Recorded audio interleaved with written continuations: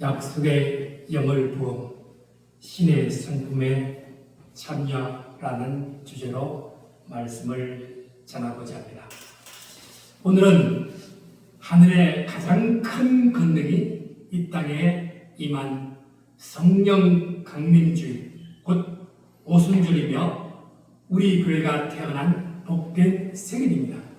이날은 주님께서 부활하시고 성천하시며 내가 너희를 고아와 같이 버려두지 않고 약속한 것을 보내리라고 하신 그 생명의 말씀이 마침내 성취된 날입니다. 2000년 전 오순절 마가 다락방에 모여 한마음 한뜻으로 전혀 기도에 힘쓰던 120명의 성도들에게 불의 볕처럼 갈라지는 성령이 각 사람 위에 임하셨습니다.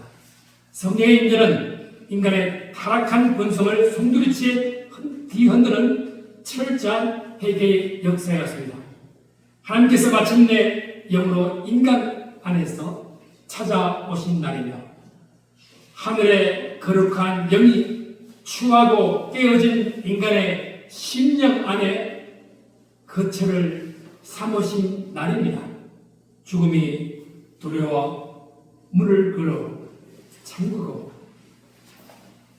숨어있던 사람들의 문을 박차고 나와 담대히 복음을 전하기 시작한 날이며 절망으로 무너졌던 인생들이 다시 살아난 날입니다. 지금 이 시간에도 하나님께서 피로 사신 교회 가운데 성령을 폭포수처럼 부어주시는 날입니다. 우리 안에 친히 찾아오셨어요.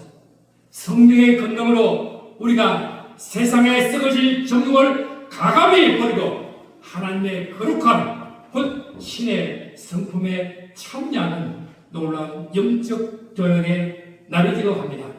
오늘 보면 요엘 선지자는 마지막 때에 임할 성령의 시대를 강력하게 예언하고 있고 베드로 사도는 그 성령 안에서 살아가는 성도의 삶의 실제가 무엇인지를 확실하게 증거하고 있습니다. 그래서 요엘서 2장 23절 이렇게 씁니다. 시온의 자녀라, 너희는 너희 하나님의 영으로 말미암아 기뻐하며 즐거워할지어다. 그가 너희를 위하여 비를 내리시되 이런 비를 너희에게 강하게 주시니 이런 비와 너희가 맺은 같을 것이다. 시온의 자녀들은 누구입니까? 과거 유다 백성만이 말한 것이 아닙니다. 바로 오늘날 예수 그리스도의 보배로운 피로 인하여 택함받고 구원받은 거룩한 교회, 곧 저와 여러분이 영적 시온의 자녀들입니다. 그러기에 교회의 본질은 슬픔과 절망, 탄식이 아닙니다. 하나님으로 가득 차서 그 구원의 감격으로 말미암아 기뻐하고 즐거워하는 것이 교회의 진짜 모습입니다. 당시 이스라엘 백성에게 비는 단순한 기후 현상이 아니었습니다. 비는 곧 목숨이었고 생명이었습니다. 비가 오지 않으면 땅이 쪼개지고 곡식이 죽고 들판이 마르며 인간의 모든 삶 전체가 송두리째 무너졌습니다. 천수덕과 같은 가나안 땅에서 이스라엘은 철저히 하늘의 비를 의지해야만 살 수 있는 민족이었습니다. 그것은 가뭄으로 타들어가던 그들의 영혼을 완전히 회복시키겠다는 영적인 선언입니다. 이런 비는 파종기 가을에 씨를 뿌릴 때 단단해진 땅을 부드럽게 적셔준 비입니다. 늦은 비는 봄철 추석에 알곡을 꽉 차게 맺도록 도시는 비입니다. 성령이 우리 가운데 임하시면 우리의 가난했던 영혼이 살아날 뿐 아니라 영적, 육적 가뭄이 물러가 마당에는 밀이 가득하고 독에는 새 포도주와 기름이 차고 넘쳐나는 구체적인 삶의 풍요와 회복이 일어난다는 것입니다. 우리가 사는 세상은 과거에 비해 말할 수 없는 편리해졌습니다. 그러나 참 이상하게도 사람들의 마음은 점점 더 황폐해지고 있습니다. 정보는 홍수처럼 넘쳐나는데 생명의 진리는 가뭄을 만나듯 사라지고 있습니다.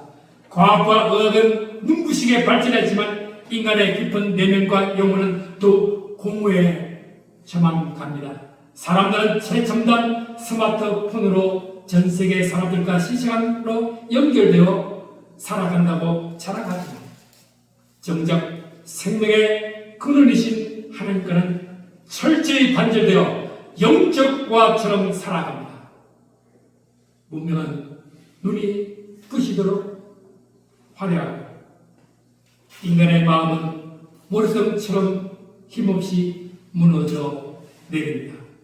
수많은 세상 사람들이 성공을 말하고 돈을 쫓아가지만 정작 홀로 남겨질 때에 설명할 수 없는 불안과 두려움 속에 잠을 이루지 못합니다. 왜 이런 현상이 반복되어 일어납니까? 인간은 원래 흙으로 지음받아서 하나님의 성기, 하나님의 영으로만 살아가도록 창조된 존재입니다. 성령이 떠난 인간은, 성령이 내버린 영혼은 이 세상의 모든 물질과 명예를 다 가질지라도 본질적인 공허함을 채울 길이 없습니다. 그래서 자비하신 하나님은 오늘도 목말라 신음하는 우리의 메마른 영혼 위에 성령의 단비를 내리십니다. 그래서 28절 읽겠습니다. 그 위에 내 영을 만민에게 부어주시니 내 자들의 장미를 말하게 하시며 내 예근이는 꿈을 꾸며 내 젊은이는 이상을 소개하시며 성령 강림 사건이 가진 가장 위대하고 실제적인 현상은 바로 하나님의 영을 어떤 특별한 영웅이 아니라 만민에게 육체를 가진 모든 인간에게 부으신다는 사실입니다. 구약시대는 특별한 왕이나 위대한 선지자 혹은 거룩한 제사장에게만 사명을 위해 제한적으로 임했던 성령이었습니다. 그러나 오순절 이후로는 예수 그리스도를 구주로 고백하고 그 보배로운 피를 의지하는 자라는 그가 누구든 신분과 조건을 막론하고 차별 없이 성령을 부어주십니다.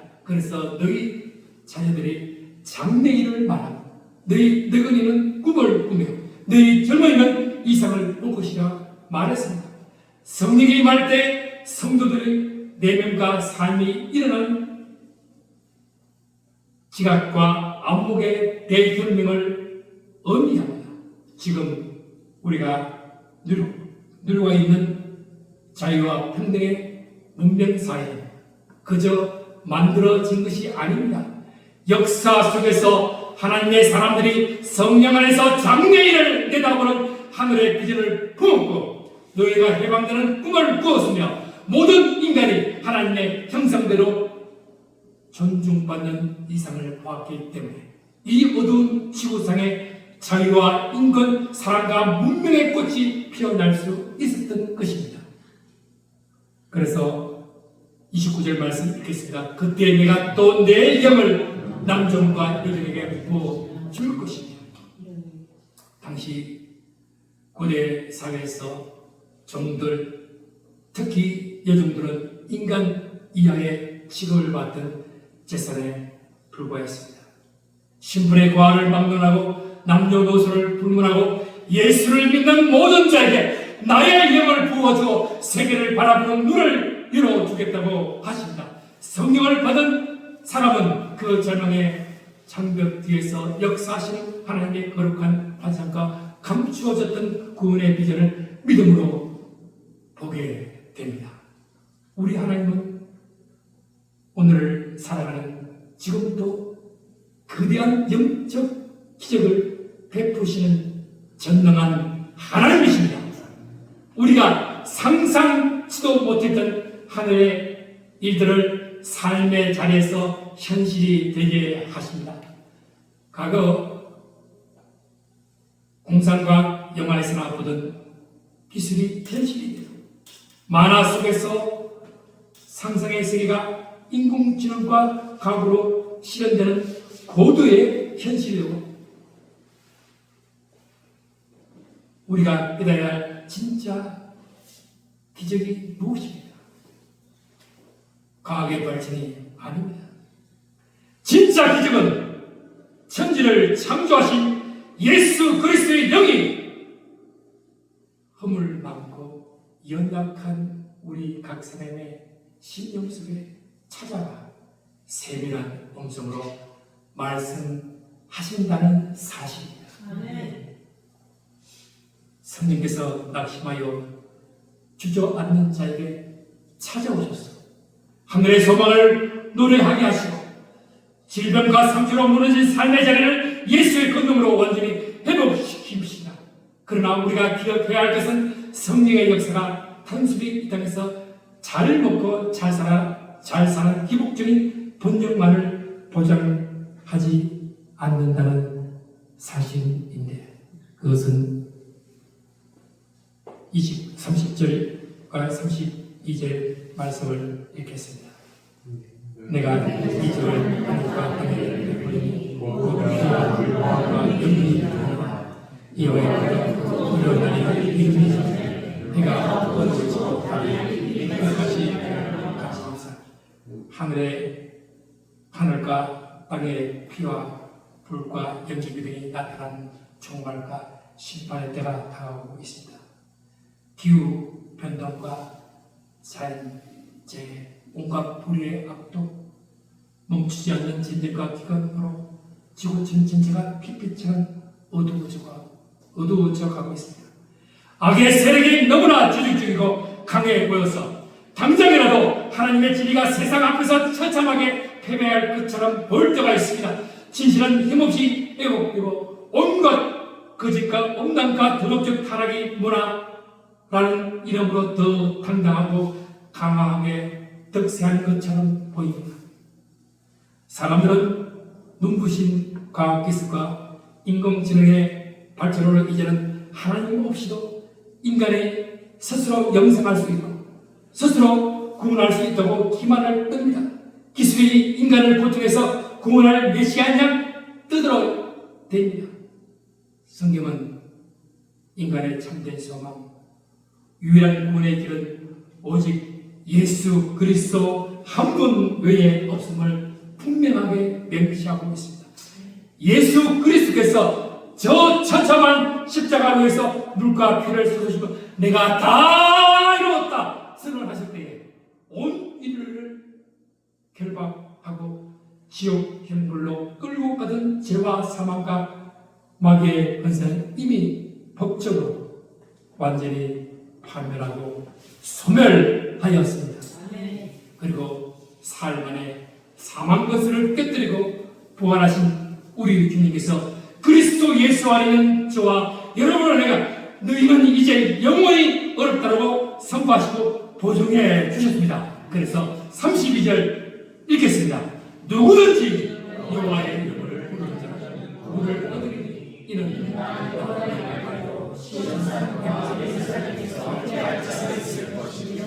나도 여호와의 이름을 부르는 자가 있을 것입니다.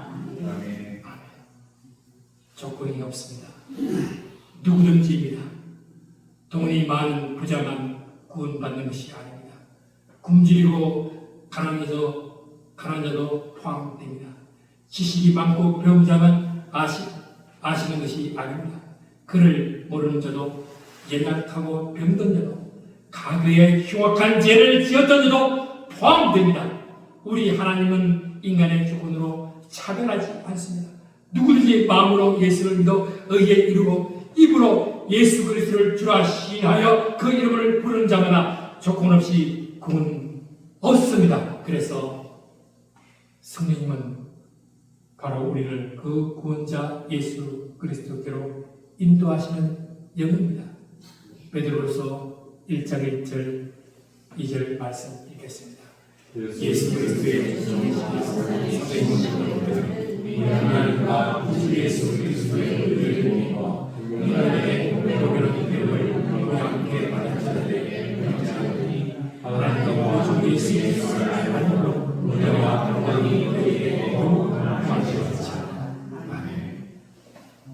이 편지를 쓰고 있는 사도 베드로가 원래 어떤 사람이었습니까? 그는 예수님을 심히 사랑한다고 장담했지만 주님이 붙잡히시던 밤에 유종 앞에서 주님을 3번이나 모른다고 저주하며 부인하고 도망쳤던 비겁하고 나약한 죄인이었습니다. 그러나 오순절날 성령의 충만함을 받은 후 그는 더 이상 방구석에 숨어 지내지 않았습니다.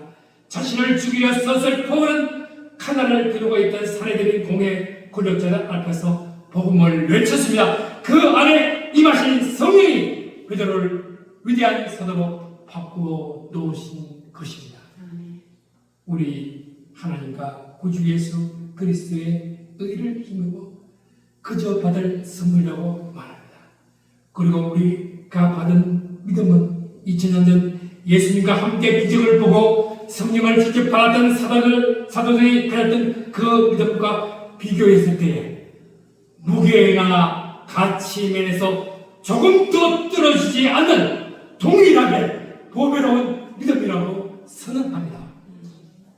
오늘 여러분이 예수님을 구주로 고백하는 그 믿음은 사도 베드로와 사도 바울이 목숨을 바쳐 지켰던 그 믿음과 완벽하게 똑같이 고귀하고 가치 있는 하늘의 보배입니다. 우리가 믿는 하나님은 어제나 오늘이나 영원토록 동일하시며 변함이 없으신 신실하신 분이시기 때문입니다. 3절 말씀 읽겠습니다. 그의 신기한 생명과 기물에 속한 모든 것을 우리에게 주시니 이는 자기의 영으로서 우리를 지으시니 우리의 믿음은 예수를 내가 곧 길이요 진리요 생명이신 분으로 온전히 알므로 작동하기 시작합니다. 여기서 안다는 것은 지식적인 동의가 아니라 삶 속에서 인격적으로 만나 경험하고 동행하는 것을 말합니다. 그리고 성령께서는 하나님의 깊은 것까지도 통달하시는 영이시기에 우리 각 사람의 심령에 부어주셔서 예수 그리스도가 진정 누구시며 나를 향한 하나님의 사랑이 얼마나 크고 넓은지를 가슴치며 깨달아 알게 하는 것입니다. 성령의 사역은 인간을 살리는 생명에 속한 것입니다. 죄를 멀리하게 하는 거룩한 경건에 속한 것입니다. 허물과 죄로 죽었던 우리를 영원한 생명으로 옮기시고 정확한 지향의 습관에서 떠나 하나님의 닮은 경건한 삶을 살아가도록 아낌없이 능력을 공급하시는 분이 바로 우리 안에 거하신 성령님이라는 것입니다. 이 신비한 능력은 오직 자기의 영광과 더불어서 우리를 어둠에서 불러내신 예수 그리스도를 깊이 만나고 아무로서 우리가 실제가 됩니다. 하나님께서는 이 놀라운 역사를 위해 우리에게 보배롭고 지극히 큰 약속을 미리 허락해 주셨습니다. 그 거룩한 약속의 실제가 무엇입니까? 바로 약속하신 양 성령을 우리의 마음에 영원히 보내주셨다는 약속입니다. 그래서 4절 말씀 읽겠습니다. 이로써 그 배부를 지극히 큰 약속을 이 약속을 말하며 신실한 성품에 참여한 자가 되게 하셨느니라. 세상 사람들은 사탄이 던져놓는 썩고 더럽고 결국에는 함중죄로 없어질 이 땅의 이익과 손해의 목숨을 걸고 일비합니다. 조그만 손해가 오면 불안해하고 조그만 이익이 생기면 교만해지며 끊임없이 세상의 눈치를 보느라 영혼을 팔아넘기며 급급하게 살아갑니다. 그러나 성령의 사람은 결코 세상의 눈치를 보며 비굴하게 살지 않습니다. 우리가 평생 동안 추구하고 도달해야 할 최종 목적지는 이 땅의 소망이 아닙니다. 바로 신의 성품, 하나님의 신성한 성품에 참여하는 자가 되는 것입니다. 피조물인 우리가 어떻게 감히 하나님의 신성한 성품에 참여할 수가 있습니까? 예수 그리스도를 온전히 닮아가는 것은 모방하는 것입니다.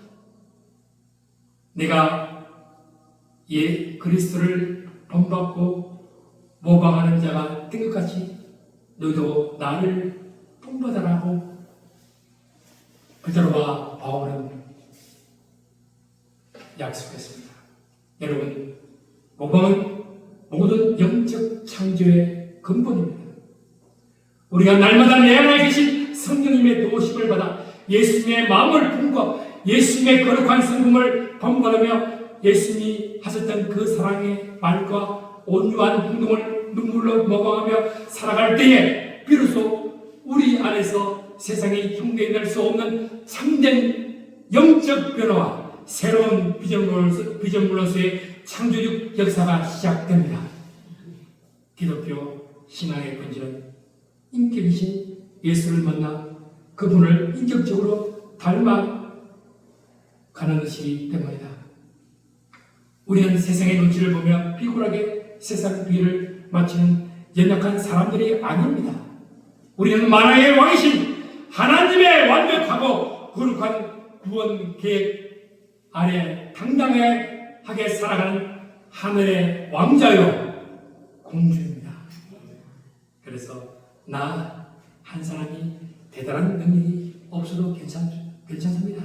나 한 사람이 성령으로 충만하여서 예수 그리스도의 온유하고 겸손한 신성한 성품을 삶 속에서 조금씩 닮아가기 시작할 때 나 개인의 부서진 인격이 변하게 됩니다.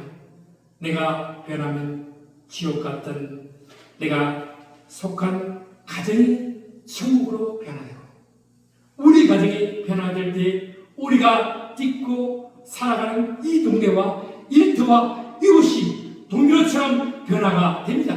더 나아가 우리는 내 작은 안일에 갇혀 사는 인생이 아니라 예수의 심장을 가지고 세계가 열방을 가슴에 품고 성령의 위대한 행하심을 온 땅에 담대히 선포하는 하늘의 비전 세대로 쓰임을 받게 될 줄 믿습니다. 사랑하는 성도 여러분, 오늘 성령 강림 주일입니다. 성령은 지금도 우리 가운데 역사하십니다. 메마른 심령 위에 하늘의 빛처럼 임하십니다. 무너진 인생을 다시 일으키십니다. 세대의 꿈과 비전을 회복시키십니다. 진리를 붙들게 하십니다. 그리고 우리를 예수 그리스도의 성품으로 변화하십니다. 오늘 우리는 성령 없이 살 수 없습니다. 지식만으로는 세상을 이길 수 없습니다. 돈으로는 영혼의 고문을 채울 수 없습니다. 권력만으로는 인간의 죄를 해결할 수 없습니다. 오직 성령만이 우리를 살리십니다. 그러므로 오늘 다시 성령을 사모해야 합니다. 이 은혜가 오늘 우리 모두 가운데 충만하게 임하시기를 주님의 이름으로 축원합니다. 기도합시다. 오늘 성령 강림 주일을 맞아 메마른 우리 심령의 이른 비와 늦은 비와 같은 성령의 담비가 충만히 임하기를 간절히 소망합니다. 세상의 중력과 썩어질 것을 가감히 피하게 하시고 오직 예수 그리스도의 신성한 성품의 기쁨으로 참여하며 세상의 눈치를 보지 않고 담대히 진리를 선포하는 은혜의 자리가 다 함께 나아가게 하여 주옵소서. 만민에게 성령을 부어주겠다고 약속하신 신실하신 주님, 우리가 오늘 성령 충만을 받아 삶의 자리에서 그리고 땅끝까지 이르러 예수 그리스도의 살아있는 복음의 정리로 살게 도와주시옵소서. 예수 그리스도 이름으로 간절히 기도하옵나이다. 찬송과